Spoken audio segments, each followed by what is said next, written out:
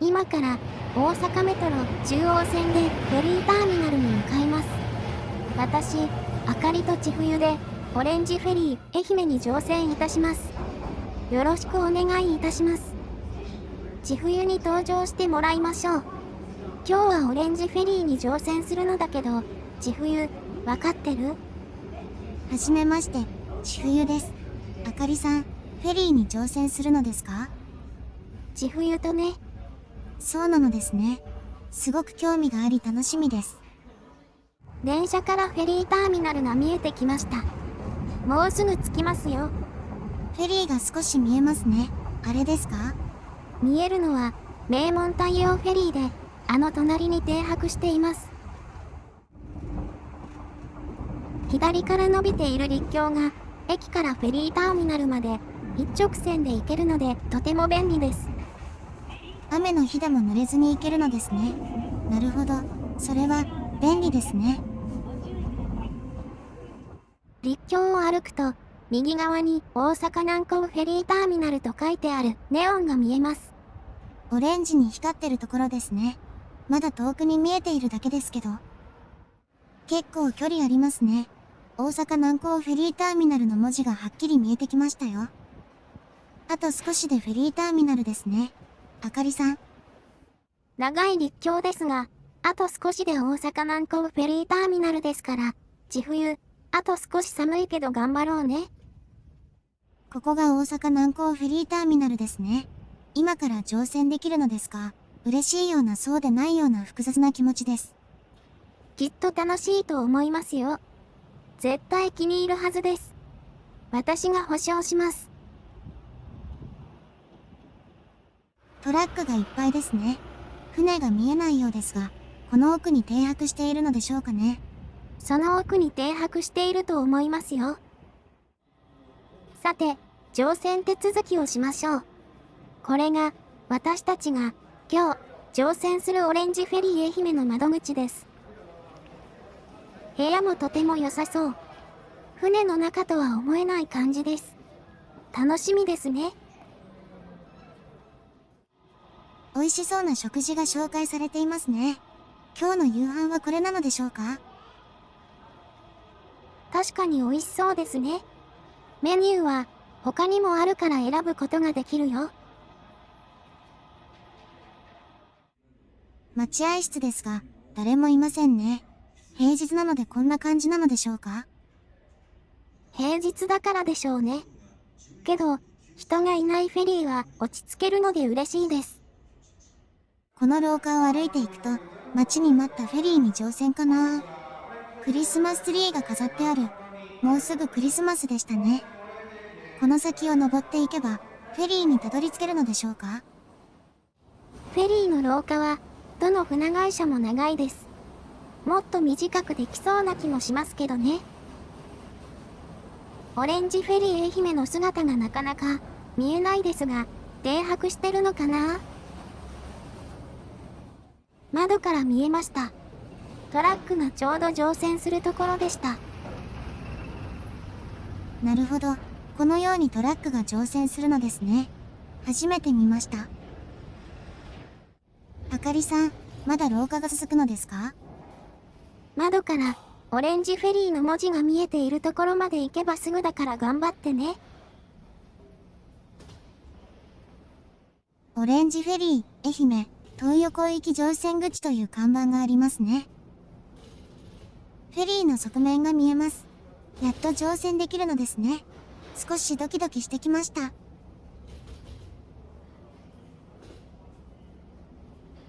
やっと乗船口が見えてきました。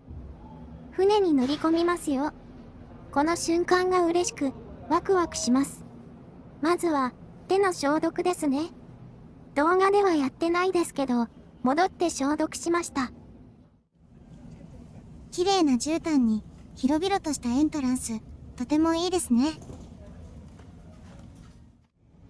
今日、私たちが泊まるお部屋に向かいましょう。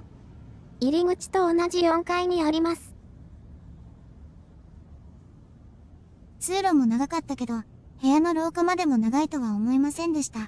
フェリーの中にいるのなんて思えないです。ホテルのようにしか見えないですね。私たちの部屋はどこかな？ここが今日お世話になるデラックスシングル部屋です。テレビが壁にあり、カーテンのところは小窓で、シングルベッドがあります。小窓から外も眺められ、私にはちょうど良いベッドで満足です。ちょっとした書斎、そしてクローゼット、中には救命胴衣、ハンガー2つが入っています。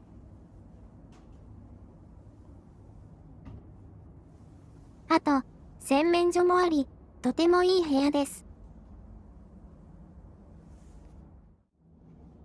廊下には愛媛の名所の写真がいっぱい飾られています。乗船した時には皆さんも見てみてくださいね。愛媛の名所の地図もありました。このフェリーには売店がありませんが、お菓子、おつまみ、アイス、ドリンクなどの自動販売機はあります。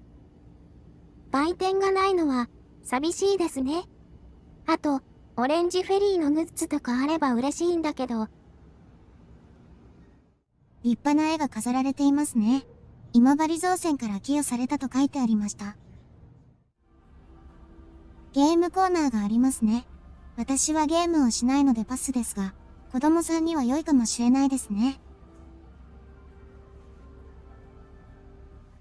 お風呂があるみたいなので、あかりさん、後で行きましょうか？マッサージチェアも完備してありました。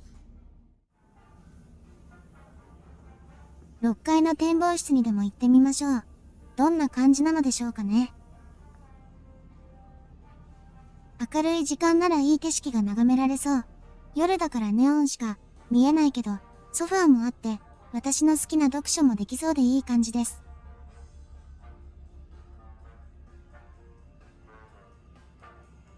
フリーの Wi-Fi もあるみたいですが、何か制限があって使いにくそうです。今、ちょうど、インフォメーションに誰もいないので、撮影してみますね。振り返ると、ステンドグラスで飾られたエントランスがあり、とても綺麗です。確かにとても綺麗な装飾ですね。まだ、出港まで時間があるので、レストランでご飯食べに行きましょう。どんなメニューがあるのかな？タチウオの南蛮焼きとかチャーハン、鶏のつくね、牛すじと野菜煮なんかもありますね。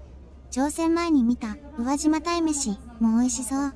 けど私はオレンジフェリー特製唐揚げ定食を選びました。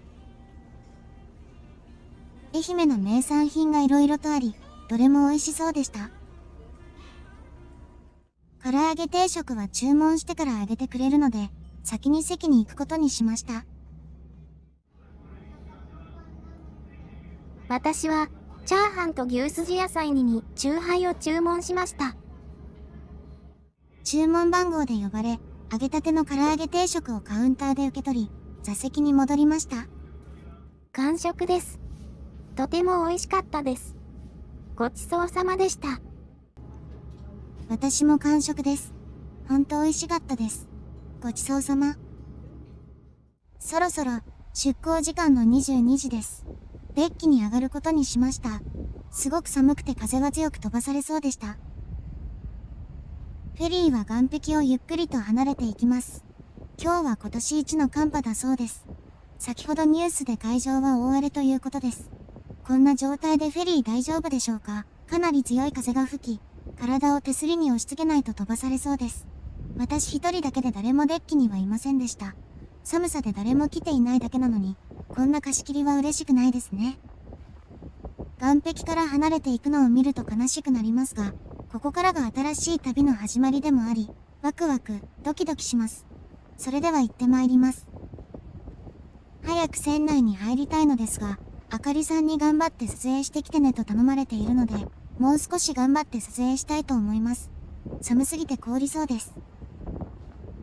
し冬という名前からなんか冬が好きそうに思われがちですが、実は夏が好きなんです。なんちゃって。ふざけている場合ではありません。この寒さの中、出港の瞬間を捉えるために私はここに立っているのです。あかりさんに、褒めてもらえる動画が撮れているのではないかと自画自賛。とはいえ、本当にあかりさんに気に入ってもらえるか、少し心配ではありますが、まあ、細かいことは気にしない私のこの性格、結果オーライということで良いといたしましょう。そろそろ限界です。温かいお風呂に飛び込むべく、船内に戻ることといたします。任務完了。暖かいお部屋に戻りました。今夜この部屋で、金縛りに会うとは思いもよらない千冬でした。この素晴らしいライトアップの明石海峡大橋、どうですか？すごくないですか？うまく撮れすぎて、自分でも信じられません。もう興奮しないではいられません。真ん中ぐらいに見えているネオンの塊が、神戸淡路鳴門自動車道のサービスエリアです。明石海峡大橋は、1998年4月5日に開通した、日本が誇る、全長3911メートルある吊り橋であります。2022年3月まで、世界最長でした。最高部の高さは 298.3 メートルで、アベノハルカスとほぼ同じ高さです。余談ですが、阪神淡路大震災で地殻変動によって1メートルずれたことにより、橋の全長が自然に1メートル伸びてしまったということです。明石海峡大橋の説明、ご苦労様でした。明日、早いからそろそろ寝ましょうか？そうですね。そろそろ寝ることにいたしましょう。おやすみなさい。おはようございます。現在、朝の4時45分です。船は朝6時に東横港に到着ですので、朝食を食べに行っておかないといけません。早い時間帯なので、エントランスにも誰もいませんね。照明も少し落とされているようです。さて、レストランに向かいましょう。あれ？レストラン、ガラガラですね。朝が早すぎるのでしょうか？昨日、予約した和食の朝食です。いただきます。和食は予約しておかないといけないので注意です。朝食、鮭が美味しくて、完食です。ごちそうさまでした。船は予定時間通り、東横港に到着しました。デッキに出ることができないので、窓から撮影です。雪が降ってます。下船の準備が整ったようなので、下船します。こんなに人いたんだ。知らなかった。あっという間のフェリーの旅でしたが、とても内容の濃いものでした。船をつないでいる連絡橋の隙間から、強風とともに雪が入り、とても寒いです。通路の窓から撮影してみました。ありがとう。オレンジフェリー、愛媛。また乗船しに来るので、それまでお達者で。あとは、バスで駅まで移動です。東横港から今治、新居浜方面行き、東横港から JR ニュー川駅行き、そして、私たちが乗車する、松山方面に行く、連絡バスです。JR 松山駅までは、約1時間10分ほどかかります。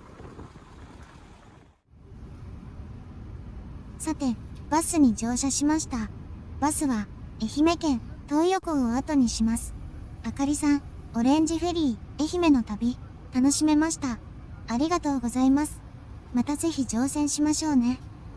ご視聴ありがとうございました。